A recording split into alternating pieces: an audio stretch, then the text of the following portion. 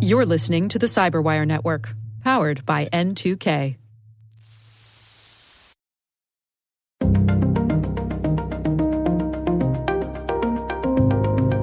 I think cabin fever, people are getting really stuck for a long time. And so there will be a rising bookings for hotels, mainly because people are getting ready to plan for their vacation. They really need it.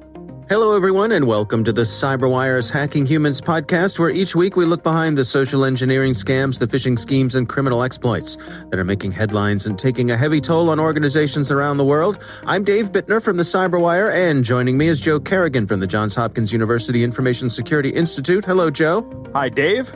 We got some good stories to share this week, and later in the show, my conversation with Fleming Shi from Barracuda Networks.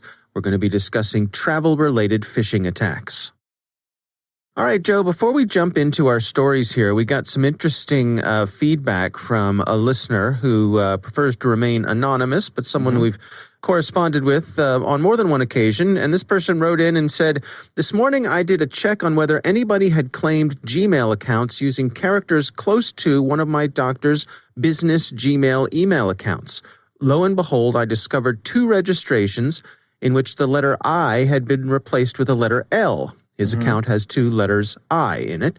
In my opinion, there is simply no way anybody would have signed up for Gmail accounts, which, for example, the word Fairfax had been turned into Farlfax."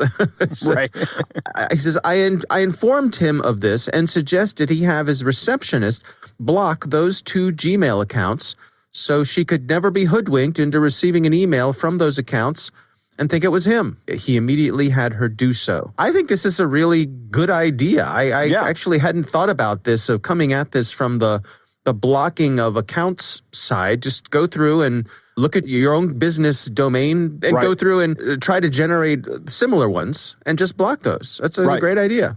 Yeah, this is with email addresses, and it's a great idea for the business to do this so that they can't get scammed. But the issue is that these are probably going to be targeting maybe customers of the business. Actually, maybe not. Maybe they are trying to get in, because it would be very hard to find customers unless you actually breach this business, which would take a lot of effort. And this seems to me like a low effort thing going on here. So they might actually be trying to target this business. So that is a good idea. Yep. I like it a lot. It's a simple idea, easy to implement. And there really isn't any downside to it that I can think of. Nobody's ever going to say, "I'm a patient and here's my email. It looks very much like yours." Right, exactly. I'm such a fan of your practice here that I've modeled my life after it. Yes. All right. Well, thanks to our listener for sending that in. We do appreciate it. Let's get to our stories here. Joe, why don't you kick things off for us? Dave, I have a story from Sean Emery, and he is a reporter at the Orange County Register. And they have a story about an Irvine man who is accused of $1 million in romance scams. And this is, his name is Zashawn Stanley Campbell. He's 33 years old, and he has been charged with wire fraud, bank fraud, money laundering, and aggravated identity theft. I don't know what makes a crime aggravated. Do you? I'm not a lawyer. Maybe that's a good question for Ben. So Campbell has been charged with these crimes for alleged romance scams that he's been conducting over the course of the past 6 years.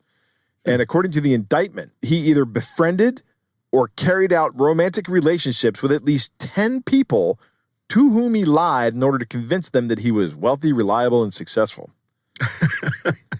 That's what I have that on my business card, Right. Dave Bittner, podcast host, wealthy, reliable, successful. Prosecutors allege that he would tell them he had millions of dollars in various bank accounts, and then he'd show them false bank statements to back up these lies. Now, this reminds me of a story from my past. Oh, boy. Of course it does. Right. This was back in 1999 or thereabouts, and this person was a bit of a scammer. He's one of those people in your life that's well-versed in the way of the scam. Right. Scam way. Do you know where I'm going, Dave? I think I might. Okay. Continue. Right. And we were at his house, and there on his counter in plain view is this W-2 laying out with his name on it. And I pick it up, and it has this salary on it, this annual salary on it, that is supposed to be impressive. And he looks at me and he goes, "Pretty nice, huh?"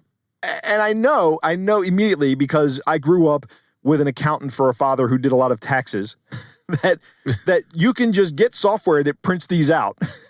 And right. You can print out W-2s for yourself that said you made $1 million last year. And as long as you don't file that with the IRS as a W-2 for one of your employees, it's fine. You just shred it and you move on. And I am almost 100% convinced that's what he was doing, was leaving these things around. You can print up these documents pretty easily, particularly tax documents. With modern technology, it's not even very difficult to come up with fake bank statements. Right. Sure. You just need to get some imagery from the bank, which is available on their website. You have to download it, and you can make yourself fake bank statements. No problem. Campbell is also falsely claimed to have been a Navy SEAL, which he was not, who served in Iraq and Afghanistan, and he also claimed to be a successful Bitcoin investor. Why not? I mean, right. you're all in. It might as well. Yeah. Right. So this guy's firing on all cylinders, right? The prosecutors say once he gained their trust, he would ask friends and partners for money. He would say, I need a loan for some medical bills. I need to invest in some real estate. Hey, I'm going to invest in Bitcoin. Now, I don't know about you, Dave, but if somebody comes up to me and says, I'm going to invest in Bitcoin, I'm like, you do that with your money. Yeah. Yeah. If I'm going to invest in Bitcoin, I'm going to invest in Bitcoin. It's easy enough to do. And then finally, he would say he needed to cover some business expenses. Sometimes he would convince these people to pull money from the retirement funds or their bank accounts. But the retirement funds, that part to me is just sickening. And he signed fraudulent notes saying that he would pay them back. And then he would use the money to, quote, buy luxury items for himself, make payment on car leases that he had leased in the victims' names, pay personal debts or other personal expenses. I'm reminded of the scene in Dirty Rotten Scoundrels where the guy's driving the woman around after Steve Martin scammed her out of money, and Steve Martin's coming out of the shop. That's what I think of when I think of this. It got worse, Dave. If somebody refused to lend him money, he would say, that's okay. I'll just open up some credit cards in your name. And then he'd use the credit cards or the lines of credit. And according to the indictment, at least 10 people in Orange County and Los Angeles suffered losses of more than $1 million. And he was arrested on March 6th at the Dallas-Fort Worth airport and is expected to be taken to Los Angeles, which I imagine by now has probably happened. Important note here, Mr. Campbell is entitled to the presumption of innocence. He has only been charged with these crimes. He has not been convicted of them. I want to say that this is all alleged, but the indictments are pretty good. I mean, there are people who have they choose this path, right? And they somewhere along the lines they find they have a gift for this sort of thing, and I guess once you start down that path, it can be alluring. Right. If you're making $1 million in 6 years, that's a lot of money by any standard. And I guess it comes easily to the people for whom this is reflexive, but I just can't imagine trying to keep track of that web of lies, Yeah. to keep a spreadsheet. I don't know. I mean, it just, I don't know.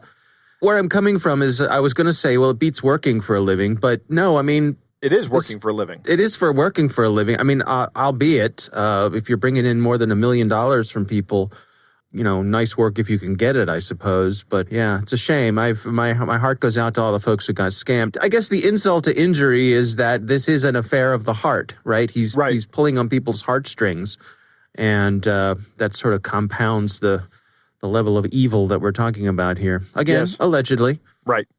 All right. Well, it's an interesting story. We'll have a link to that in the show notes.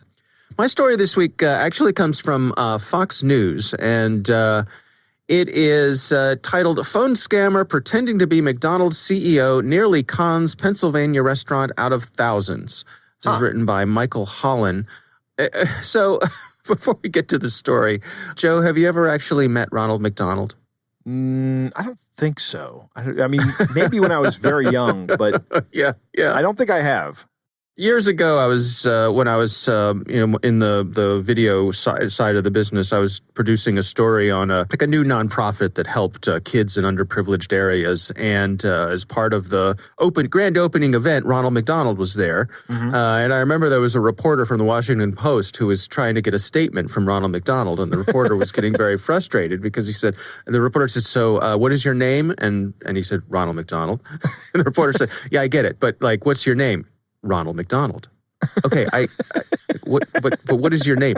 My name is Ronald McDonald. The guy was not breaking character. No, and that's the rule. If you're Ronald McDonald, you are Ronald McDonald. Right. It's like that's it. It's like when you're in character at Disney, you do not break character in that role. Exactly. Now the other stories, I remember when I was when one of my boys was younger, and we were at the local McDonald's where Ronald McDonald was making an appearance. He does a little magic show and so forth. And this Ronald McDonald had a very, very thick Baltimore accent, which he looked spot on, but it was Jimmy Irwin. He was definitely the regional, local Ronald McDonald. Right. So anyway, I bring all that up because I couldn't help thinking in my mind that these poor people at the McDonald's, the manager of this McDonald's actually got a phone call from Ronald McDonald. That's how he fell for the scam. It's like, right. And he turns to one of his coworkers and says, "Oh my God, did you know who's on the phone?" "No, who?" "The man himself." Ronald. Who? Ronald is actually on the phone. "Are you kidding me?" "Yes, it's Ronald." "What does he want you to do?" "He wants me to go across the street to the liquor store and buy a bunch of gift cards." "Well, you got to do it. I mean, it's Ronald McDonald." So, anyway, I don't think that is not what happened. It's very funny to imagine. Yeah, it is funny to imagine. But actually what happened was someone called a McDonald's and spoke to the manager and convinced this person that they were the CEO of McDonald's and got them to take money out of the till to the tune of about $4,000. Because McDonald's restaurants actually make a pile of money every single day. Oh yeah, no, it's a great business. Right. And this manager did it, went across the street to another store that sells gift cards, bought a bunch of prepaid gift or debit cards, only at the point where they were about to turn over the numbers, realized that maybe something had gone wrong here. Right. And reached out to, I believe, the FBI, and the scam was thwarted before the bad guys actually got the money. All's well that ends well. They got the money back, the gift cards were canceled and all that sort of thing. But it was interesting to me because we hear about these gift card scams all the time, but I hadn't heard of someone focusing on a fast food place like this. No. And certainly using this claiming to be the CEO of McDonald's, I suppose, would add a certain amount of gravitas to the claim. Right. I mean, not as much as claiming to be Ronald McDonald, but yeah, right. That would be one that would get me, Dave. That's right. I'd be like, "Oh my, you got my attention now, Mr. McDonald." That's right. Free French fries for life. Right. Yeah, normally we think of somebody of this happening to somebody who might not have a lot of life experience, but this is a general manager of McDonald's.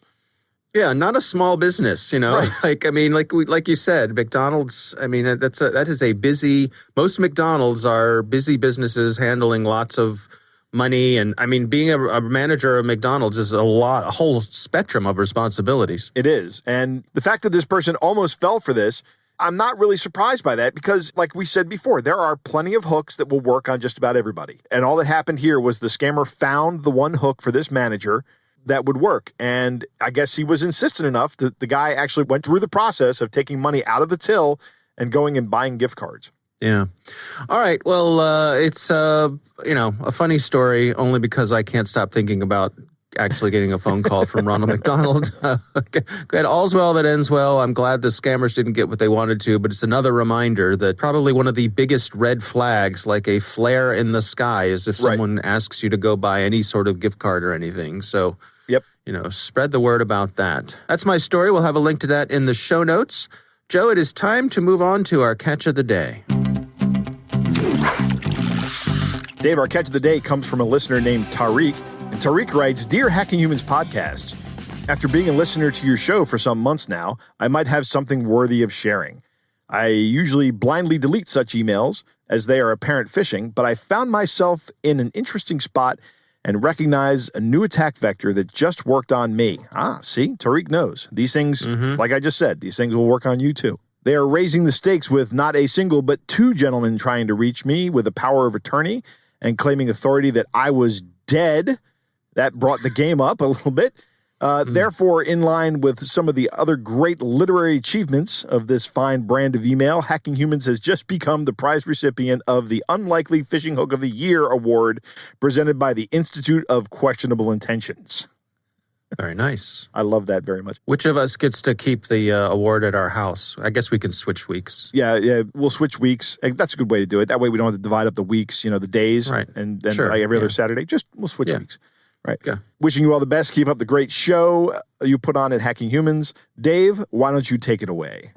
Dear beneficiary, we wish to inform you that a power of attorney was forwarded to our office by two gentlemen regarding your unclaimed fund of $56 million. One of them is an American citizen named Mr. Robert Porter, and the other is Mr. Phil Hemberg, a Swedish citizen. We be waiting for you to contact us since last year. The document claims these gentlemen to be your authorized representatives, and the power of attorney states that you are already deceased. It further states that your death was due to lung cancer, with your date of death being January 27, 2020. They have now submitted a new account to replace the receiving account that was in the original claim of funds. These funds have remained unclaimed for quite some time, and the need for resolution is pressing. Below is the account that they have submitted. In the event that you are in fact still alive, we ask that you confirm your existence by responding to this email. If you review this as a matter of requiring immediate attention and response, we have 48-hour monitoring of all activities within Federal Reserve Bank. On this regard, you will be directed to our office center that you will go in person to sign the final papers, because we have our payment center in Europe, Asia, America, and Canada. You will go to any of the office that you will be directed with a copy of the accounts in your fund. We have contacted the bank in Sweden, and we asked them to wait for further directives from Federal Reserve Bank prior to authorizing any withdrawals in any form. Our request is based entirely on our attempt to verify that you are in fact deceased before money is wrongly dispersed. Yours in service, Robert Stephen Kaplan, Dallas, United States. Pork, pork, pork. This is great. First off, can individuals open an account with the Federal Reserve Bank? I don't think they can. I don't think so. I think the Federal Reserve Bank is a bank that only does business with other banks. Yeah, I think that's how it works. Yeah. Right. I like how they have 48-hour monitoring. So apparently they're trying to put a time horizon in there, but they kind of botched that sentence. So normally you say 24-hour monitoring, so we know what's going on. But 48-hour monitoring, what is that? I don't know. 48 on, 24 off? Who knows? Yeah. Thank you, Tariq, for sending that in. I appreciate it. All right, well, that is our catch of the day.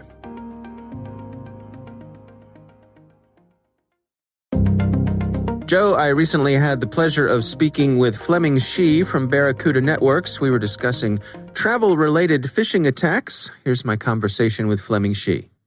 If you look at the pandemic has gone through its hopefully the full life cycle, but it's getting to the point where vaccines are available now. People are getting vaccinated. In the 2020, in that year, last year, the major attacks that happened on healthcare, logistics, including logistics for PPEs, as well as all the way to vaccine cold chain, all that happened. The next phase for the targets will be people who are getting back out there, really kind of enjoy the world, right? I mean, if you think about traveling through the holidays, I was pretty surprised how many people actually got on the plane and, really tried to see their family, right? I think cabin fever, people are getting really stuck for a long time. And so there will be a rising bookings for hotels, mainly because people are getting ready to plan for their vacation. They really need it. Yeah, it seems as though there's a lot of pent-up demand when it comes to travel. As you say, people are having cabin fever. And so with that resurgence of activity in that area, what particular areas are you all focused on? What do you think the bad guys are going to target?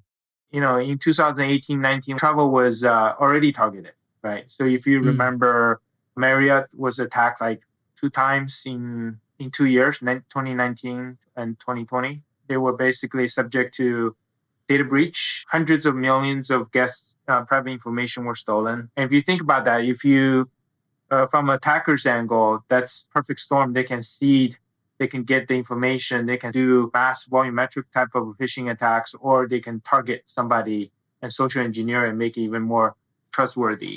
So basically, having all that data out there, that includes information such as the travel behavior, where you like to go, including your maybe loyalty related program information. If they want to craft something that is very trustworthy, they can do that pretty easily, right? And it can fool people. Then, of course, that leads to impersonation of sites. Could be a booking site or reservation system that looks legit, but behind the scene, they're harvesting your credentials. I'm pretty sure when they lost the data, they didn't lose all the passwords, but they lost email information, birthday information, all sorts, right? Birthday celebration type of situation, they could craft something that's very targeted or potentially more volumetric, as I mentioned.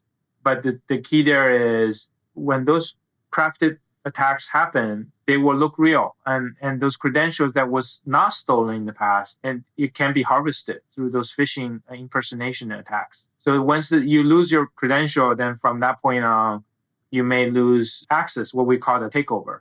Of course, in email terms, we have a lot of solution to protect you on that. But from, let's say, if you're just using a booking site or a reservation site, you lose your credential. Basically, I think the attackers can get in there and further penetrate through your travel behavior and try to figure out your payment information. All that stuff can happen. The reason I want to provide the backdrop is like, this is not just new this year. It's just going to be probably more well prepared for the bad guys to launch these attacks. Yeah. Well, what sort of things can consumers do? I mean, knowing that this is likely to be on the horizon here, are there some things that we can do preemptively to make sure that we're less likely to get hit by this sort of thing? Definitely. There's a few things you should be considering. First of all, this is for travel preparation stage, right? Once you get on the road, that's another set of things you need to worry about. But before you get on the road, I would say, be very cognizant about clicking on links that offers really great deals that may not look real. Secondly, when you get to the site, if you don't have a password manager, I would recommend really strong passwords. So password managers provide system-generated passwords, which is much harder to guess, right? Very random. You will still have the convenience of actually getting into the site. But if the reservation site has like multi-factor or two-factor authentication, you want to utilize those features, because passwords still can be stolen, even system generated. So my thinking here is it's really important to, while you plan your trip, besides all the COVID pandemic related things you have to worry about, really have to pay attention to where you're clicking, where you're going, check the certificates on the site. If you don't have a password manager, at least validate this is the site you're going to. Watch out for typo squatting, domains, and basic impersonation that could be trying to get you to put in your password. The other element is be very careful of using SIM passwords while you're using travel reservation sites versus your bank account and other work-related. Try to do your best to not cross them, because if your password gets stolen, it can quickly turn into a much worse problem if they get into your bank, get into your VPN, get into your workplace. So yeah, it's pretty important to really think through how you are handling the travel reservations. Now, you mentioned, once you get on the road, there are things to be concerned about as well. I mean, if you can, I'm imagining being out there, maybe taking a road trip and, stopping to get gas or get a snack, stop at a restaurant or something, or maybe if I'm flying, stopping at the airport to buy things. Lots of opportunities here for folks to take advantage of somebody. Yeah, definitely. Travel is definitely not just flying, right? If you go to the train, if you're doing any type of travel that takes a long time, there's waiting areas, and you have to watch out for Wi-Fi hotspots that might be also impersonated or fake ones. Because you know how it is, like when you go to a place when it was really safe, maybe before the pandemic or before cyber attacks were this prevalent and scary, people will like join some type of lounge Wi-Fi or any type of waiting area or free Wi-Fi, right? So then your system asks you, do you want to remember this? So next time you come in here, it's super convenient. You're already online. And you have to be very careful and to basically, before you travel, especially this year, just forget all the Wi-Fi hotspots from your network list. Just make sure you delete them, because those Wi-Fi, if they don't have strong security, somebody can create a fake Wi-Fi hotspot with the same name. It could actually end up you being connected to a very adversary type of bad, ill-intended hotspot, which they can monitor your traffic or packets or where you're going. So that's one thing to pay attention to. Wi-Fi hotspots are dangerous. I would actually, because LTEs and the 5G is already here, if you can, just turn on Wi-Fi. Maybe turn it off. And when you really need a Wi-Fi, let's say your laptop doesn't have SIM card or cellular capability, or you don't have a MiFi or anything like that, what you can do is use your phone, create a hotspot through LTE or 5G, and let your own device connect to your phone, then go, then access the internet, right? So that way you avoid the situation where you will end up joining a malicious Wi-Fi hotspot. So I think that's one thing people can use. And the beauty is a lot of phones today is 5G capable. So I'm pretty sure if there is connectivity that the carrier provides, minus, of course, watch out for your data plan. So with that, I think it's important advice, I think. And finally, just like working from home, if you use your own laptop for work, I would recommend, if your company don't provide it, somehow get zero trust type of agent or network access agent onto your laptop before you travel. So that way you're not just logging into VPN, through IPsec. You are really limited as a minimal set of access so you can do your job, right? You don't want to have a full VPN turn on and things can go bad because the whole IPv4 stack is open potentially. So I think that's really important. Plus, most of the zero trust network access agents or solutions provides a posture measurement, constant monitoring of where you are. If you're on let's just say you missed a patch for your OS operating system, it might actually shut the access off to a certain SaaS application you use for work. That will protect your workplace. Joe, what do you think? Very interesting interview, Dave. Do we think of travel as a vector for cyber attacks? I generally don't do that, but it's true that there's been a lot of attacks on travel organizations. Like Marriott is a great example. Affinity programs are a great way to collect data of value. And you may not think about this. One of the things I tell people when I'm speaking is that malicious actors have ways of monetizing just about everything. Things you would never think of. I'm reminded of the story that you told about when you were at Walgreens and the phone rings and the person on the other end is just giving out phone numbers and the clerk at the store is going, nope, there's no balance on that one. Nope, there's no balance on that one either. Your thinking is these guys are just calling in with phone numbers and seeing who has a balance on their account so they can just go in and go, yeah, here's my Walgreens account number and I'll take all this stuff for free, thanks. That's just an affinity program. It's the same kind of thing. You earn points when you shop there and you can get free stuff from time to time or discounts off of things. There are other things like that. Like there's around our area, you can get discounts on gasoline at Shell if you shop at a Giant Food. So these things all have value to somebody. Fleming makes a great point. He says that attackers may not have gotten access to password hashes in this data breach, but they have gotten enough information they can conduct very convincing phishing campaigns.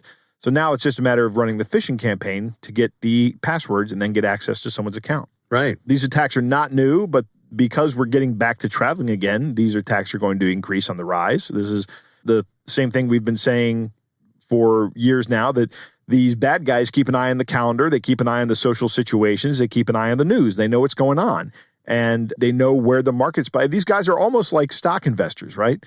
When hurricane season starts, people start investing in Home Depot for some reason because they think that there's going to be a big run on the Home Depot for the wood to board up your house, or for when a major disaster strikes, they invest in the lumber industry because they know that the lumber industry is about to get a windfall. These guys are doing the exact same thing. Great advice to use multi-factor authentication and a password manager. Fleming also talked about password reuse and gave a great use case of why that's bad. You know, if you're using the same password on your Affinity program or your Marriott Rewards points or whatever airline you fly, and then that gets phished, and you use that same email and password on your bank account, they're just going to credential stuff that's set across all the financial website. So if you do, they're going to find it. It's automated. They probably already have a script that does that. And then Fleming talks about not using public Wi-Fi and deleting these Wi-Fi networks saved in your computer and your mobile phone. And just instead, use your mobile phone hotspot. I activated this on my account a few years ago, and I have never looked back. 4G LTE is faster than my first 3 high-speed internet connections. Right. So, and it is more than fast enough. I'm doing this podcast on a 4G LTE connection right now through my hotspot on my phone. It is plenty fast. I've gotten in the past 68 megabits per second on a T-Mobile connection. And that cost me about $10 a month. Worth it. Well worth it. So whoever your mobile provider is, get the mobile hotspot activated on your phone and then just use that. And you really don't have to worry about trying to use public Wi-Fi anymore. Yeah. No, good advice. And again, we appreciate Fleming Shih for taking the time for us. And we appreciate you all for taking the time to listen to our show. We want to thank the Johns Hopkins University Information Security Institute for their participation. You can learn more at isi.jhu.edu. The Hacking Humans podcast is proudly produced in Maryland at the startup studios of Data Tribe, where they're co-building the next generation of cybersecurity teams and technologies. Our senior producer is Jennifer Iben. Our executive editor is Peter Kilpe. I'm Dave Bittner. And I'm Joe Kerrigan. Thanks for listening.